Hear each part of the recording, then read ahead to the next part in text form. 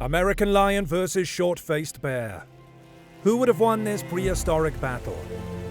What happens when the king of Ice Age cats faces off against the biggest bear that ever lived? It's a clash of titans, the American lion versus the giant short-faced bear. Who was faster? Who was stronger? And ultimately, if these two prehistoric predators met, who would come out on top? In today's video, we will find out. Finally, we'll stage a dramatic showdown to answer the big question. Appearance and size. Let's go ahead and size up our two contenders. The American lion, Panthera atrox, looks very much like a modern lion, only bigger. This extinct big cat measured about 5 to 8 feet, 1.6 to 2.5 meters long from nose to tail base, and stood roughly 4 feet, 1.2 meters tall at the shoulder. In terms of weight, the American lion was a heavyweight among cats.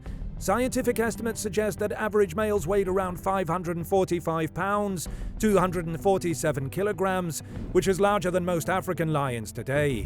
This lion also had long, powerfully built limbs. Its leg bones were more robust than an African lion's and about 10% longer. In simple terms, it was built for strength and speed, with a muscular frame a bit like a lion on stilts. Now meet the giant short-faced bear, Arctodus simus. And don't be fooled by the name short-faced. There was nothing small about this bear.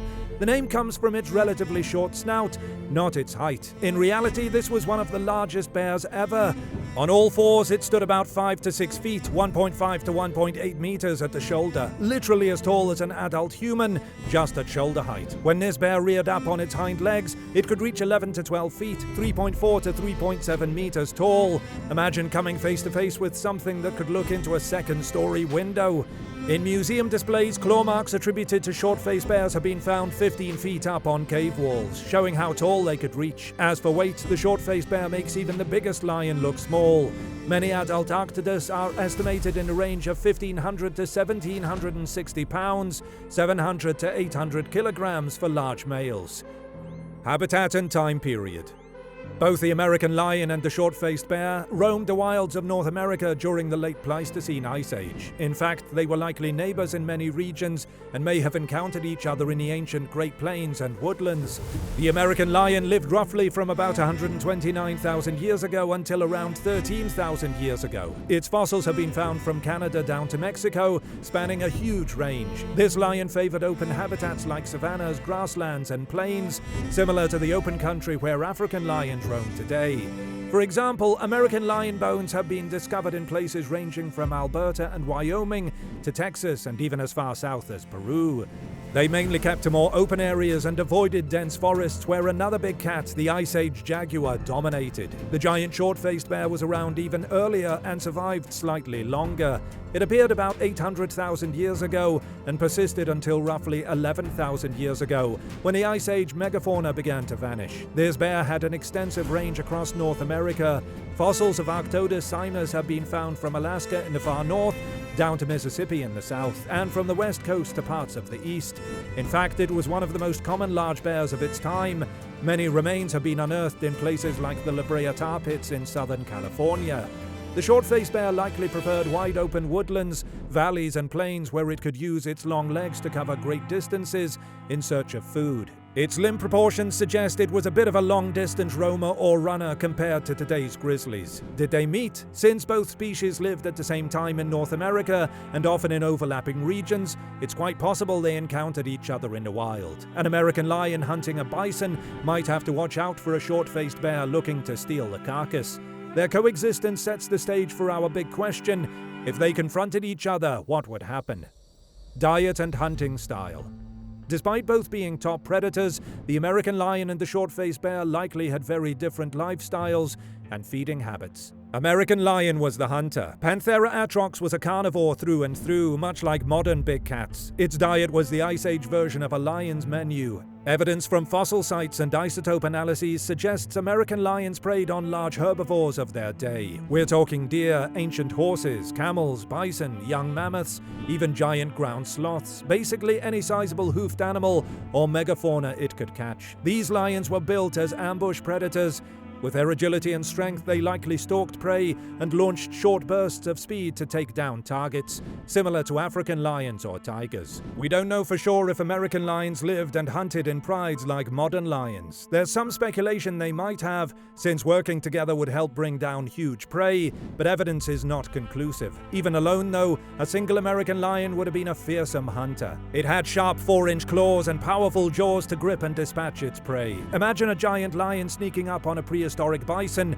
The element of surprise and a deadly pounce were its key strategies. Short-faced bear were the opportunist. Arctodus simus was a bear, and many bears today are omnivores. So what about this giant? Scientists actually debate whether the short-faced bear was a hypercarnivore or a more general omnivore. On one hand, chemical analysis of its bones show very high levels consistent with a heavily meat-based diet. One study estimated an adult Arctodus would need to eat about 35 pounds, 16 kilograms of flesh every day to sustain its huge body. This suggests it must have been consuming large animals regularly.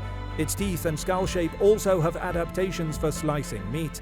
However, unlike the lion, the short-faced bear might not have been a pure predator chasing down healthy prey all the time.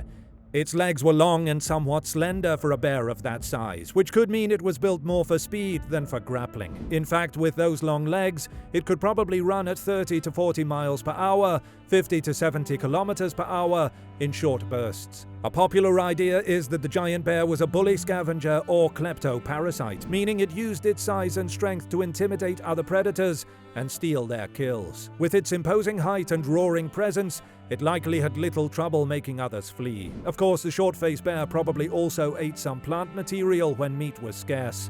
Most bears will, and an omnivorous diet is suggested by some tooth wear patterns. Strength and weapons.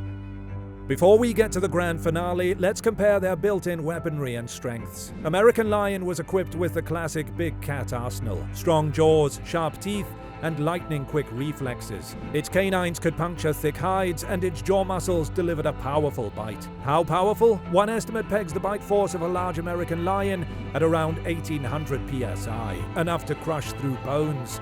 It also had retractable claws up to 4 inches, 10 centimeters long. Those claws are like switchblade knives used to slash and hang onto prey. The lion's build meant it was likely more agile and faster in close quarters. An American lion could probably sprint at around 50 miles per hour, 80 kilometers per hour in short bursts, perfect for a sudden pounce. Its agility and flexibility would be an advantage in dodging attacks and aiming for vulnerable spots on an opponent. On the other hand, the short-faced bear was all about brute strength and intimidation. Its sheer muscle mass and weight were weapons themselves. It could use its body like a battering ram. The bear's paws, armed with long, non-retractable claws, could deliver crushing swipes. Imagine a paw the size of a dinner plate or larger, swooping through the air. One hit could break bones or knock an animal out of the fight.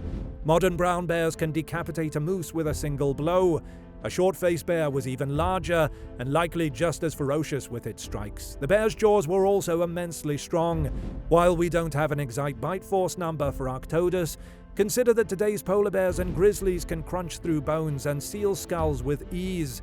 Arctodus, being bigger, would have a devastating bite too. Its teeth had sharp edges for shearing meat, and it had a wide gape. Another factor is the bear's stamina and resilience. Bears have thick fur, tough hide, and a lot of body fat. This acts like natural armor. In a fight, claw slashes or bites from the lion might not penetrate deeply enough if they hit thick fur or fat layers. The bear could likely absorb more punishment than the lion could. Now for the moment we've all been waiting for. Face to face, the American lion and the short-faced bear in a battle for supremacy.